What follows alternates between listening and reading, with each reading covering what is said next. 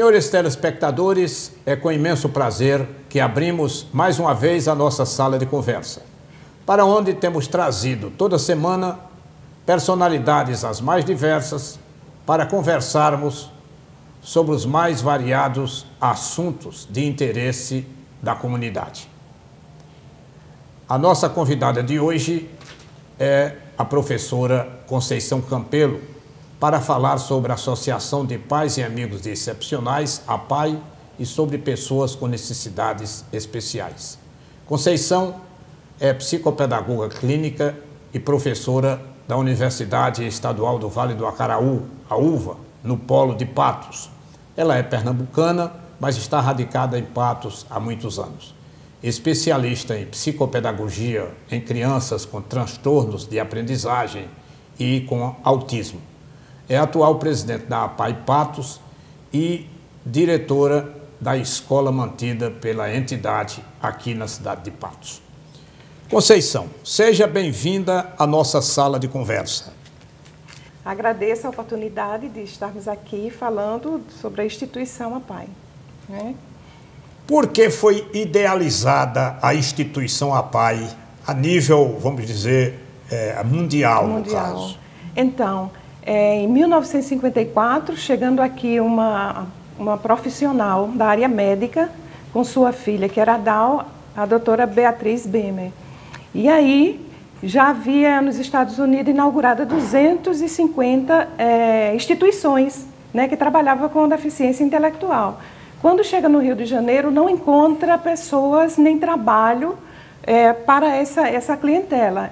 E o que ela fez? Vendo isso, ela criou a APAE do Rio de Janeiro em 1954, né? E aí surgiu em todo o país, né, as APAEs, foi aumentando para todos os estados e hoje a gente estamos com mais de 2.100 APAEs no Brasil.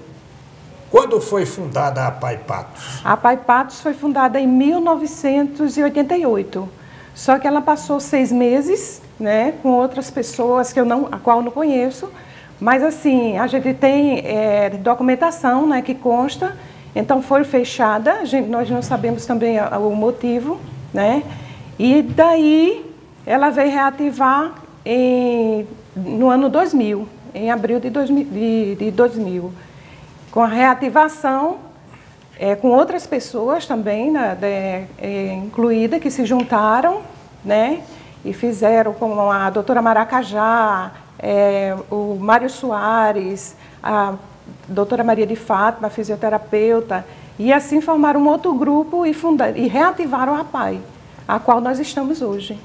Dessa primeira fase, você não conheceu o pessoal, nem nominalmente, você sabe quem tenha sido? Eu conheço, sim. Agora não nem foge o nome agora. Mas nessa segunda fase aí você citou... Não, na segunda fase eu sei. Primeira eu sei também, porque ela continuou na segunda, que era a doutora Maracajá, certo? Mas da segunda fase, que eu participei, né, chegando de São Paulo, encontrei ela fechando de novo, né? Encontrei uma senhora que era a presidente na época, Francisca Vasconcelos, fechando o cadeado e dizendo eu não volto mais, porque só ela permanecia, né, trabalhando. E ali eu disse, eu estou chegando de uma APAE de São Paulo e aí vamos conversar. E daí surgiu, eu já tinha recebido também um convite da professora Edilene, que é da Universidade Federal, e ela participava também na época. E aí fui ao encontro da presidente e ficamos até hoje, graças a Deus. E desde quando você assumiu a presidência? Desde 2002, por aí. 2002, nós começamos. Quer dizer, logo depois depois que você assumiu, você passou a assumir a presidência. Não. Antes já passou por Mário Soares, com Francisca Vasconcelos, depois passou para Gilvan Campelo. Me lembro de Gilvan. Pronto. E atualmente sou eu. Certo? Me diga uma coisa, o que são pessoas com necessidades especiais? São crianças com atraso no desenvolvimento, certo? Então as pessoas confundem muito a deficiência intelectual com doença mental, é totalmente diferente. É um atraso no desenvolvimento global, onde a criança ela demora a aprender, ela tem dificuldade de aprender atividades da vida diária, todo esse contexto de aprendizagem no dia a dia.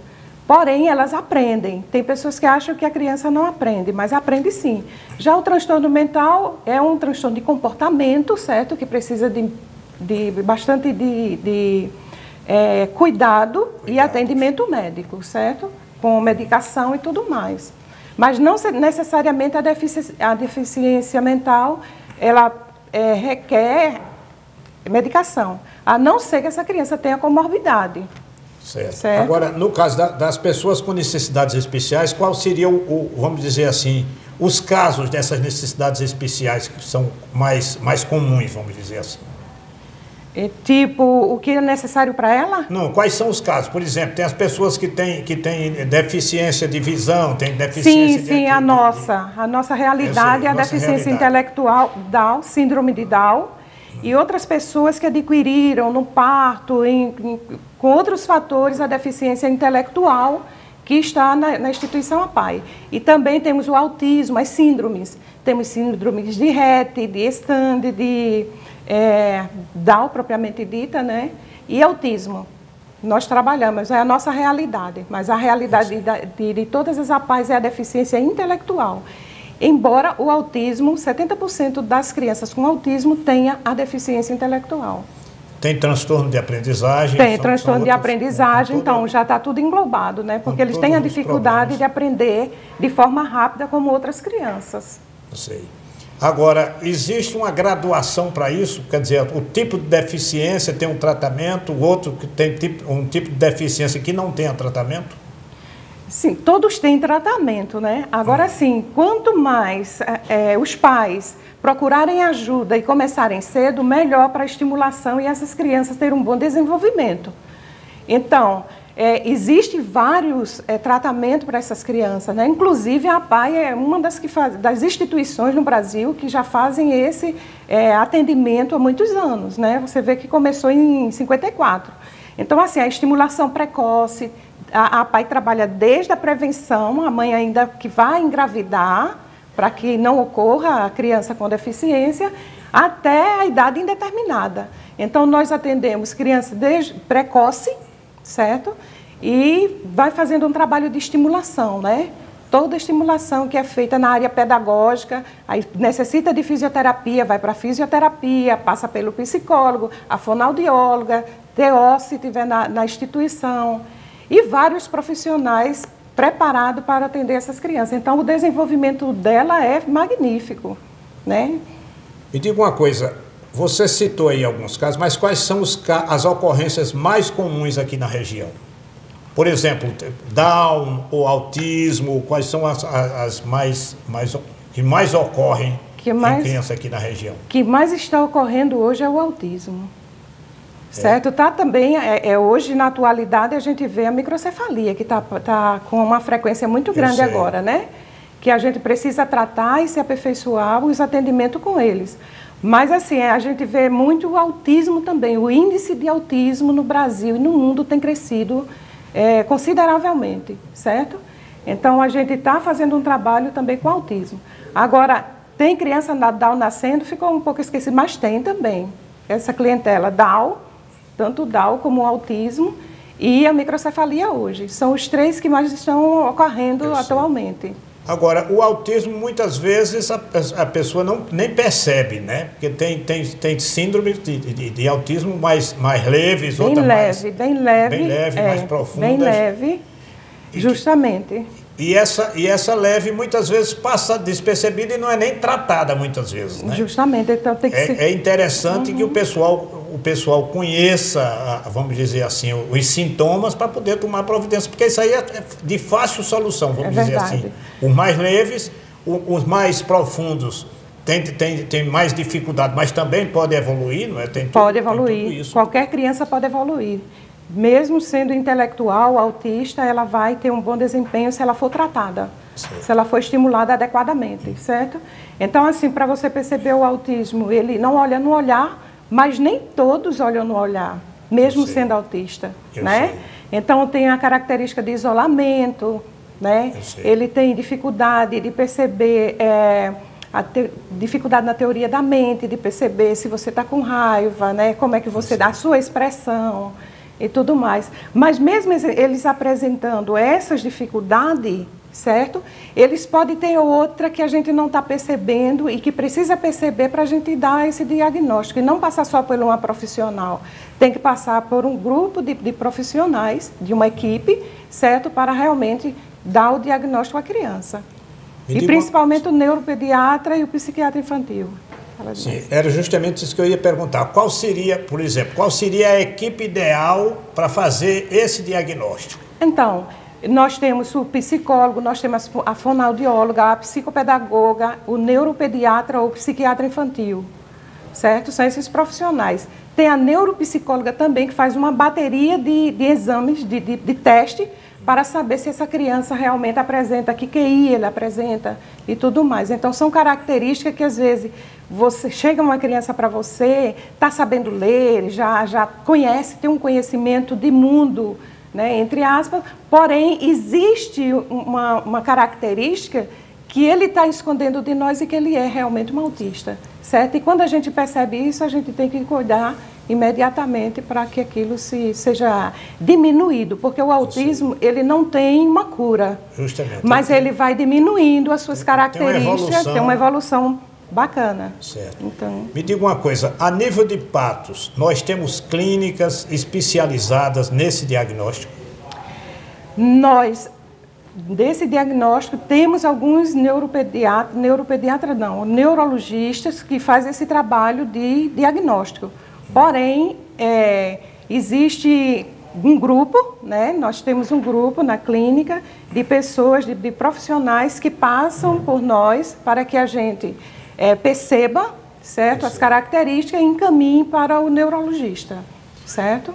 No caso da APAI, a APAI tem uma clínica que faça esse diagnóstico? Nós temos, graças a Deus, hoje na atualidade, nós recebemos 2 psicólogas, certo?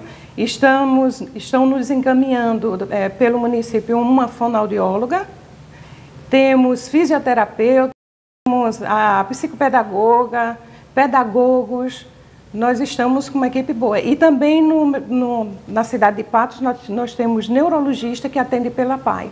Então a gente faz o encaminhamento e ele atende com os nossos relatórios, certo? E outras cidades também. Esse diagnóstico não é feito a equipe de uma vez com o paciente, não? Ainda não tem. Sim. Ainda não tem essa clínica aqui em Patos. Essa clínica que faça uma bateria de... Não. Eles são encaminhados para fora. São encaminhados para fora. Sim. Quer dizer, nós temos aqui, no caso específico de Patos, nós temos carência de que tipo de profissional? Carência de TO, carência de terapia ocupacional, né? Eu sei. Temos de neuropsicologia também, certo? Neuropediatra, nós temos também carência, porque nós temos os neurologistas que atendem na parte da criança também, certo? Mas não é aquele neuropediatra que preparado para atender criança. Psiquiatra infantil, né? Eu sei. Psiquiatra infantil também não temos. Não sei nem se nós temos já psiquiatra de adulto, né? Temos sim, temos vários. Eu creio na área do autismo, mas já tem alguns que dão o diagnóstico sim, certo? Porque eles têm uma especialização, vamos dizer, na área. Então, eles têm. Porque nós tínhamos uma carência aqui tradicional de psiquiatra. Eu me lembro que uns 12 anos atrás, 12, 15 anos atrás, uma irmã minha vinha de Natal atender na área de psiquiatria, porque nós não tínhamos nenhum psiquiatra aqui a nível de Patos, né? E eu tive notícia que já apareceram alguns, não sabia que tinha já em atividade por aqui mesmo, permanente, né? Atividade permanente. Sim. Temos o CAPS. O CAPS também. CAPS infantil, temos o CAPS infantil no município, temos. No município tem esses profissionais. Tem esses profissionais. Agora me diga uma coisa, é uma questão que sempre surge. É problema mental ou é transtorno? Como a gente fazer essa diferenciação? Só vamos dizer assim, com a equipe fazendo isso? A equipe faz toda a bateria de exame, de observação, para realmente ter um diagnóstico correto. Se é transtorno mental, simplesmente. Ou doença, ou deficiência mental ou transtorno mental. Ou transtorno mental. Faz sim, a gente na APAE a gente faz com perfeição, porque a gente conhece nossos alunos, a gente conhece, temos especializações, estamos preparadas para atender e identificar aquele cliente que é nosso e não. Porque tem um certo preconceito com relação às pessoas com necessidades especiais dessa área, né? Por exemplo, simplesmente às vezes são tratados como doidos, para usar uma expressão grosseira, né? É um doidinho, não é? Sem fazer a distinção entre o que tem problemas, simplesmente problemas mentais, transtornos mentais, e aqueles que têm esses transtornos que são tratáveis. Eu não conheço a técnica, não posso aqui trocar os nomes aqui. Mas entre o doidinho, entre aspas, com todo respeito, e aqueles que têm apenas um transtorno de cognição, de aprendizagem, essa coisa toda. Então, há como fazer essa distinção nesse diagnóstico. Sim, né? Eu acredito que nem mesmo aqueles que têm a doença mental devem ser chamados de doido. Eu sei, né? Porque isso é um preconceito. O preconceito das pessoas que não mudou muita coisa, né, nos dias de hoje. Mas assim, o transtorno mental, ele tem um comportamento totalmente diferente. Certo? Eu sei. Porque ele é um pouco agressivo, você tem que ter mais cuidado dele com relação com o outro. Eu sei. O deficiente mental, ele pode até apresentar alguma dificuldade, alguma alteração no comportamento. Mas não é que ele seja considerado com a deficiência mental. Ele tem a deficiência intelectual, mas a forma que ele foi tratado, que ele foi... que teve a educação dele com a família, se essa família trata bem, né? É uma família considerada que tem uma boa educação. Então vai depender muito da dinâmica familiar, do que ele aprendeu na infância, entendeu? Então, geralmente, quando ele apresenta assim, uma dificuldade, um comportamento alterado e tudo mais, então o que é que a gente vai fazer? A gente vai avaliar o que é que aconteceu com ele, por que ele está com esse comportamento. E a gente vai cuidar com a justamente. Às vezes tem uma causa, sempre tem uma causa. Justamente. Né? De um determinado comportamento. Com certeza.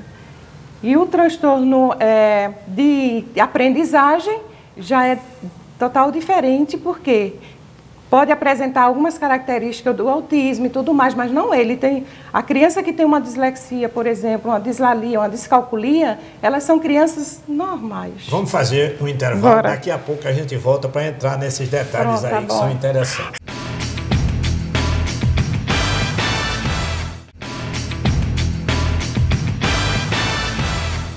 Retornamos à nossa sala de conversa, onde estamos entrevistando a professora Conceição Campelo, psicopedagoga clínica e atual presidente da APAE Patos.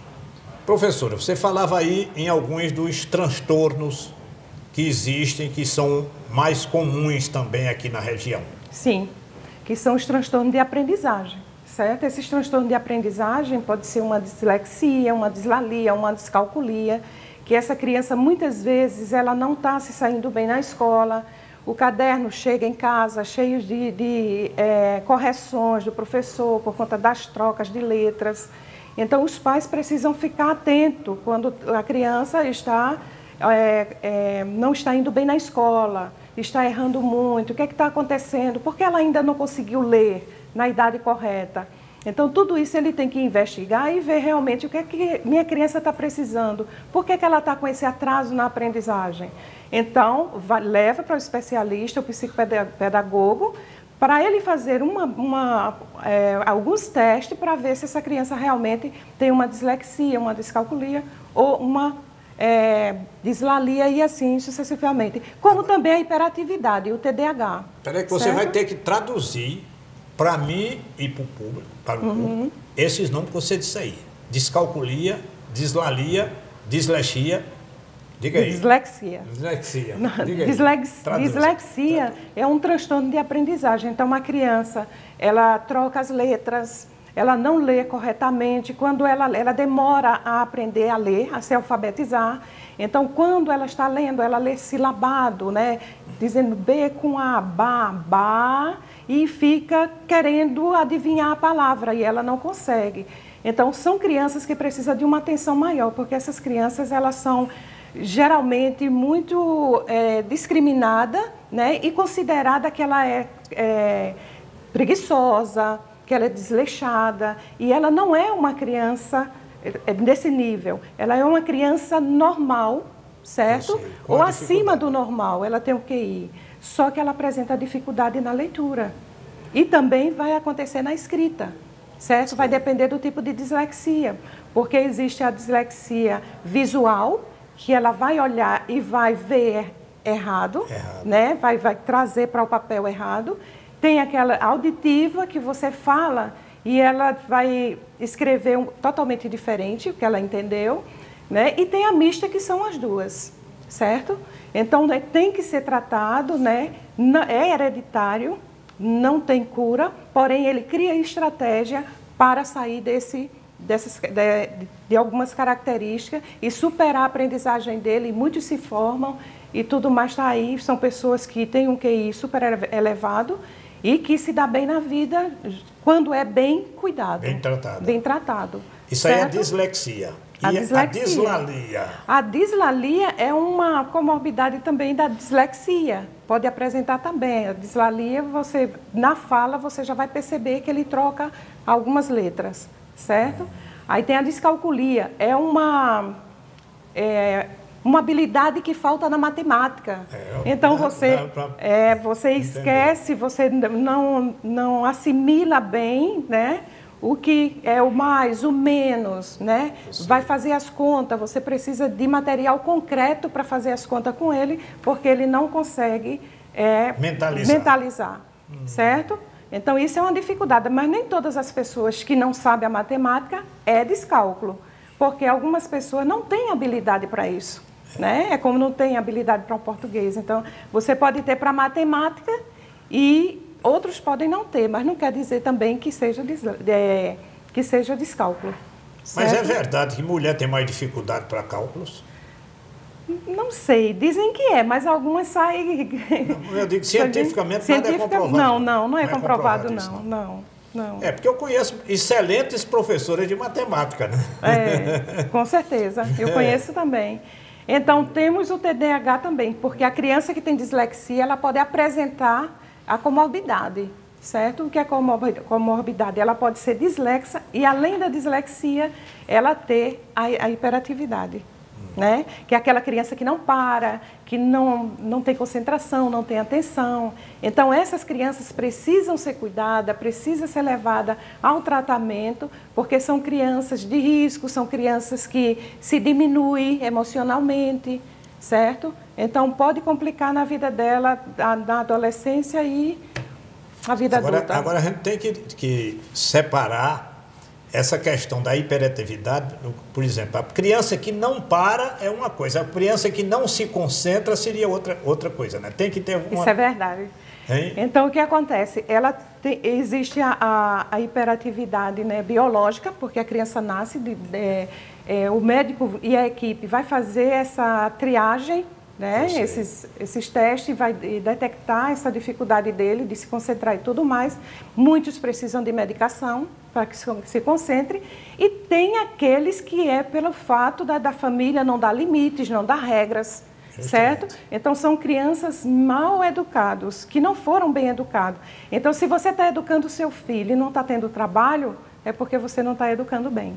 Porque educar dá trabalho. Então, a criança, ela precisa de limites, ela precisa de regras para que ela sente, para que ela vá ao outro e saiba como lidar, chegue na escola e saiba como se comportar, como valorizar a professora. Tudo isso tem que acontecer. Então, a escola precisa andar juntamente com os pais, a família, certo? Para que tudo ocorra bem. Certo? Você falou em hiperatividade, porque criança mesmo, ela é ativa. Ela é ativa, tanto saudável, ela é ativa. Ninguém deve confundir a hiperatividade com a atividade, que é uma coisa normal em criança. É normal. Criança, quando é inquieta, quando ela é ativa, vamos dizer assim, quando ela para, a gente desconfia logo que ela está doente, está sentindo alguma coisa. É verdade. Né? É diferente da hiperativa, que a hiperativa é que não para. A hiperativa, ela parece um motorzinho que você dá corda e sai, mexe com um, mexe com outro. Justamente. Mas também tem aquela que não parece hiperativa, porém a mente dela está longe, ela está assistindo aula e está pensando em outra coisa, por exemplo. A cabeça dela está a Não se mil. concentra, né? Não se concentra. Não concentra. Que é o déficit de atenção, mais a hiperatividade. Então, e tem o impulsivo, né? Sim. Ele não deixa os meninos falar. Quando a professora fala, fulano, para dar uma resposta, ele diz, opa, ele já dá imediatamente. Então, ele se envolve nas conversas dos outros e tudo mais. Então, existe a impulsividade também. Então, tem que ser muito bem avaliados. Justamente. Eu explorei um bocado dessas questões para perguntar mais uma vez, para poder ficar claro para o nosso telespectador, quais são os casos atendidos pela APAE. Os casos atendidos pela APAE são os autistas e a deficiência intelectual. Nós não estávamos com uma equipe, porque faz algum tempo, quando eu não era presidente, eu fazia atendimento psicopedagógico com a população carente, para transtorno de aprendizagem. Mas hoje, realmente, mudou a função, então a função requer mais de mim, então eu deixei um pouco. Então, até aqui, a gente não está com essa equipe para transtorno de aprendizagem. Mas temos a psicóloga que está lá, 2 psicólogas, e temos os outros profissionais. E também sempre eu estou por perto para falar da minha área. Eu sei da sua área. Certo, para ver também. Você então, faz uma supervisão com certeza, nessa área. Com certeza. Não faz um trabalho mais intenso, mas faz uma supervisão. E diga uma coisa, a legislação hoje obriga, inclusive, as escolas a fazer inclusão das pessoas com necessidades especiais. Como está isso a nível de Patos, em escolas públicas e em escolas particulares? Olha, é complicada a inclusão, porque a inclusão, se você não incluir, ou querer incluir de qualquer jeito, vai ser mais excluído, certo? Então, assim, eu acredito, eu tenho visto, tem escolas aí querendo fazer o melhor, mas a gente acha, eu acho particularmente que ainda precisa de muito mais. A sociedade ainda não está preparada, eles estão engatinhando em termos de inclusão, certo? Alguns pais, eles precisam estar com a procuradoria e tudo mais para que se faça realmente um trabalho com o seu filho.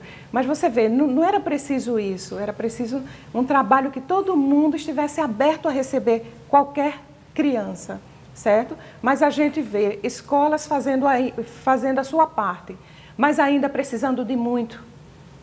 A inclusão ainda não... Vai demorar muito a ficar uma inclusão perfeita, a ter um bom... Eu sei. Eu acho, inclusive, a dificuldade está porque as escolas nunca terão, pelo menos a nosso nível, condições de manter uma equipe que faça, por exemplo, o diagnóstico, né? A criança teria que ser encaminhada primeiro para uma entidade tipo a APAE ou qualquer outra desse gênero que fizesse o diagnóstico e encaminhasse para a escola. A escola vai ter que ter, por exemplo, uma pessoa que vai orientar nesse sentido, né? Quer dizer, a escola tem um acompanhante, eu não sei como é o termo que usa. Um auxiliar de sala. Um auxiliar de sala. Pronto, que se chama cuidadores também. Um cuidador. Né? A escola teria um cuidador, mas esse cuidador já receberia o aluno já com um diagnóstico prévio, quais são as dificuldades dele, com as orientações para trabalhar. Né? Porque eu acho que é quase impossível a escola manter uma equipe multiprofissional, como requer, por exemplo, uma entidade como a de vocês, não é? É verdade. Eu acho que a dificuldade da inclusão talvez seja essa. Você tem que... muita gente espera que a própria escola providencie isso. Mas a escola não tem condições de manter. Mas a lei fala que ela tem que se organizar. Aí é um ônus. É difícil. É um ônus, mas é o que a lei fala. Pois é, para você ter uma escola que cobra, por exemplo, na capital, R$1.000 de coisa, ou um salário mínimo de mensalidade, talvez ela tenha condições de fazer isso. Mas uma escola de interior cobrando R$200 por mês, R$300 por mês, tem condição de fazer isso? Não, é difícil. Não tem. Manter uma equipe. É difícil, mas quando ele chega na escola, ele já vai com um diagnóstico, sim. Existem aqueles que precisam ainda fazer esse diagnóstico, mas geralmente, quando a escola percebe, a escola encaminha para o psicopedagogo, para o psicólogo, para fazer uma avaliação com essa criança. Aqui em Patos tem acontecido isso, porque eu trabalho em várias escolas. Então, o que acontece? Ela manda, faço o encaminhamento, já vai para o neurologista, passa por todas as pessoas que tem que passar, e aí vem com o diagnóstico, vou até a escola, quando é atendido por mim, e aí eu faço toda uma orientação para os professores, como vai ser, entrego o material, como ele será avaliado, e aí dá super certo. Mas a gente falando em inclusão geral, isso ainda não está acontecendo como deveria. E acredito que vai demorar muito para acontecer, porque é difícil a gente aceitar o outro como ele é. É difícil a gente dizer assim, ó, eu vou fazer isso, não precisa disso. Ou você tem um profissional atrás que esteja te olhando fazer isso, ou então não fazem, certo? Mas aqui em Patos já tem algumas escolas que fazem esse trabalho, precisa melhorar muito, mas está fazendo. Eu tenho uma amiga que trabalha numa escola aqui, ela é cuidadora, né? Mas ela disse que tem uma dificuldade com a criança, que a família resiste a reconhecer que ela tem transtornos. Ela já pediu para fazerem um diagnóstico da criança, não é? E a família resiste, quer dizer, é um preconceito muito grande, né? Nesse sentido. Com certeza. Né? Isso ocorre, certo? Existem pais que não estão preparados, a maioria deles, nós não estamos preparados para receber uma criança especial, certo? Então, vai passar por um luto, na realidade, né? Um sofrimento, né? Vamos dizer assim. Só que, ou você se conscientiza que você tem aquele filho e que precisa cuidar desse filho, ou então o trabalho não vai ser feito, bem feito, nem para a família, nem para os profissionais que vão atender. Porque se eu for dizer qualquer coisa e o pai não se conscientizar que tem aquele filho que está precisando, é muito difícil o trabalho. É difícil. Entendeu? Porque eu já tive pais assim, de dizer, falar do diagnóstico que eu recebi da criança, né, do resultado do médico, né, eu atendendo a criança, enviei para o médico, encaminhei, aí chega o laudo, eu vou conversar com os pais, não, minha família não tem isso, minha filha não tem isso. Né? Outro dizia assim, a senhora está proibida de mandar um relatório para a escola. Entendeu? Então, nós fazemos o que os pais queremos. Então, a gente não pode dizer assim, eu não quero que ninguém tenha conhecimento que minha filha é dislexa. Tudo bem. Entendeu? Então, é muito difícil você chegar a um pai para falar realmente o que o filho precisa. Embora aqueles que realmente digam, não, minha filha vai ser tratada, minha filha vai para a escola, eu quero que ela faça a avaliação assim, assim, não tem problema nenhum. Faça o que for melhor para ela. Então, pronto, aí muda. E tem outra coisa, os pais realmente, o filho realmente melhora. Quando está o pai, a escola e o profissional. Você vê assim, o progresso fluir.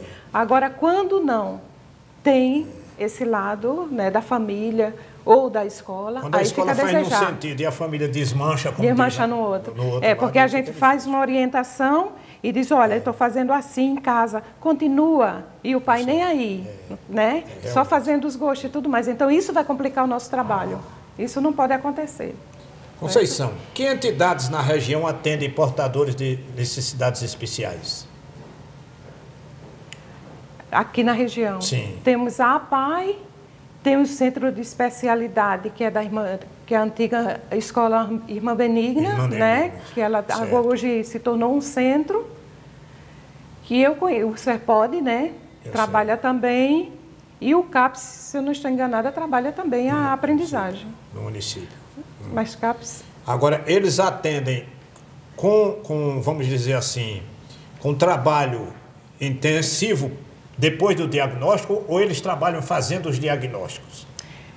Eu não tenho, assim, um conhecimento mais profundo, mas eu acredito que os dois. Certo. Nós vamos fazer outro intervalo.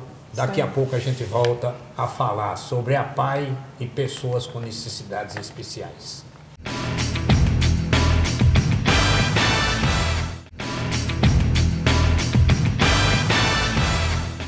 Voltamos à nossa sala de conversa, conversando com a professora Conceição Campelo, da Associação de Pais e Amigos Excepcionais, APAI de Patos. Professora Conceição, quem financia a APAI? A APAI não é federal, a APAI não é estadual nem municipal, certo? Nós recebemos alguns recursos, não, vamos dizer assim, algumas ajudas, certo? Sim. Então, as APAES são filantrópicas, instituições filantrópicas, que cada uma em sua cidade ela vai lutar para manter, certo? Eu não posso, Santa Luzia tem uma APAE, eu não posso vender uma rifa em Santa Luzia. Eu tenho que trabalhar só aqui. Agora, se tiver uma cidade que não tem APAE, eu posso fazer o trabalho lá em prol à instituição. Então, quem nos ajuda hoje? Olha, nós temos um profissional, né, do Estado, certo? Temos recebemos R$1.000 de subvenção da Prefeitura, certo? Quase assim o financeiro que chega na nossa APAE. Do federal chega o PDDE, que é da escola. Então, o PDDE vem direto para a escola. Então, a gente não pode mexer a não ser para a escola, certo? Então, é um dinheiro que eu não posso gastar com outras coisas a não ser com a escola, certo? Então, hoje nós recebemos R$1.000 da Prefeitura, né, do município, recebemos 1.900, 2.000 da Energisa, são pessoas que nos ajudam doando de 2 a 10 ou quanto pode a conta da energia, certo? E é repassada para nós, é o maior financeiro que nós recebemos. E a sociedade que faz doação de 10, 20, 30, 40, 50, 200, que a nossa vice-presidente, é função dela também, ela recolher esse dinheiro no final do mês e repassar para a gente, que é em torno de 1.500, né? 1.800 por aí. Menos, está menos agora, né? Com a crise diminuiu, entendeu? Então, assim, é com esse dinheiro que a gente mantém a instituição APAE. Então, nós fizemos também uma associação. Sim, a prefeitura cede algum profissional, não? Nós estamos aguardando a fonoaudióloga. Não tem nenhum profissional da prefeitura? Nenhum profissional. Nós tínhamos profissionais, eram 8 profissionais da prefeitura. Com a liminar do juiz do trabalho, então ela retirou todas as pessoas que eram contratadas eram contratadas, eram contratadas, não era efetiva. Poder mandar efetiva pode, mas nunca fez isso, certo? Então, assim, a gente passou uma dificuldade muito grande com esses profissionais, a gente ainda está passando, porque com esse dinheiro a gente dá uma ajuda de custo a essas profissionais, porque lá não existe salário. Nós não podemos pagar um salário nem mínimo a um profissional. Então, ou são voluntário total, certo? Ou então a gente dá uma ajuda de custo, que é o pagamento da de uma universidade, como a UVA, que é R$245.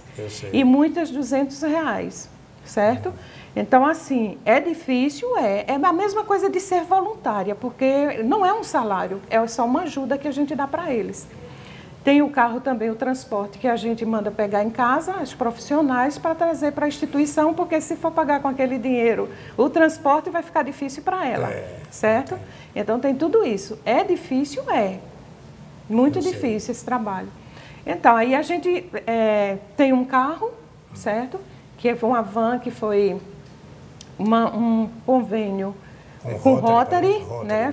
Foi a doação pelo Rotary, que a gente agradece demais, teve muito problema com o carro, mas hoje em dia, graças a Deus, ele não está dando mais problema, depois de uma mudança do motor, que essa mudança foi o Fórum Miguel Sátiro, que nos ajudou, né, com a arrecadação do dinheiro que ele dá. A gente fez o projetinho de um motor novo, de um motor já usado numa batida. Então, foi para a nossa instituição, houve a mudança, e até hoje, graças a Deus, não deu mais problema. De vez em quando, alguma coisa que acontece, mas tudo dentro da normalidade do que a gente possa fazer.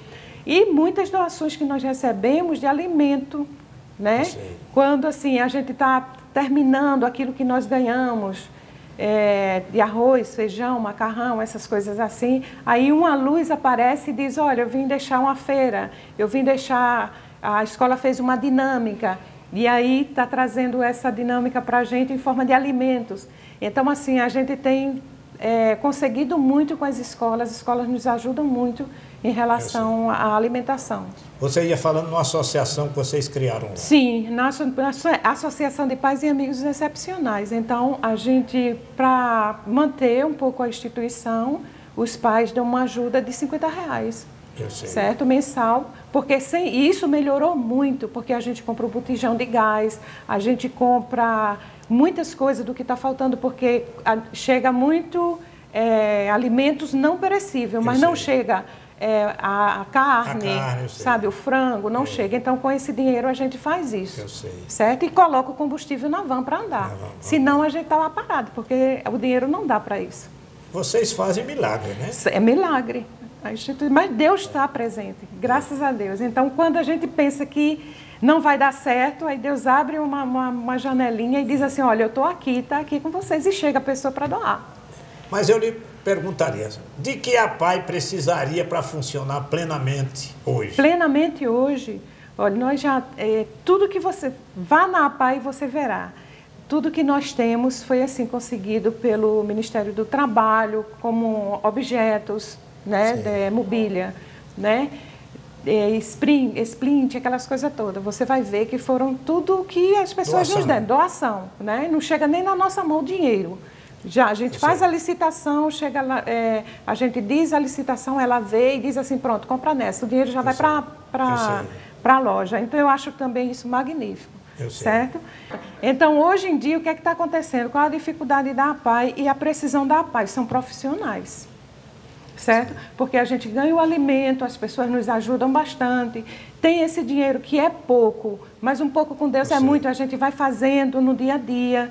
Só que em material de profissionais, já que a gente não pode remunerar, se a gente fizesse uma notificação numa rádio e dissesse, olha, a APAE está admitindo profissionais e tal, o salário tal, não dava a rua, não faltaria fila de pessoas entregando currículo. Mas como a gente não tem essas condições, então o que acontece? A gente precisa de pessoas que sejam tocadas e que vá realmente fazer um trabalho na APAE. Sabemos também que para ser voluntário, as pessoas precisam ter um outro ganho, tem né? outra atividade, Para suprir suas necessidades. E muitas pessoas que chegam lá ainda não têm um trabalho, não têm uma outra renda. Então a gente precisa ajudar. Mas assim, o que nós estamos precisando, mais repito, é recursos humanos. Nós estamos em falta, depois que tiraram as profissionais da prefeitura. Então, assim, caiu muito os profissionais, porque arranjaram emprego em outras escolas, né? E eu não... Claro que ela precisa fazer isso mesmo para sobreviver. E aí a gente ficou com poucas profissionais trabalhando. E a gente fala sempre que agora chegou 2 profissionais, 3, aliás, 2 psicólogas e uma assistente social.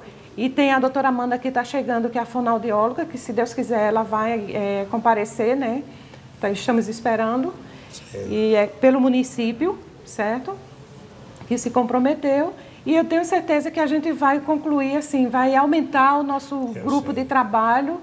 E vai ser bem melhor os atendimentos, melhorando, né? Porque a sociedade, às vezes, não só a sociedade, a comunidade da escola, da instituição que vai para a fisioterapia, porque nós trabalhamos, a APAE trabalha com educação, saúde e assistência social, certo? Então, na saúde, nós temos na APAE a FIP com a fisioterapia, nós temos a doutora Fátima Medeiros, e temos também a psicopedagoga, temos 2 psicólogas, temos a fono que está chegando, tudo da área clínica. Quem nos atende na área médica? Doutor Alexandre, como neurologista. Nós temos doutor Valcelon, como oftalmologista.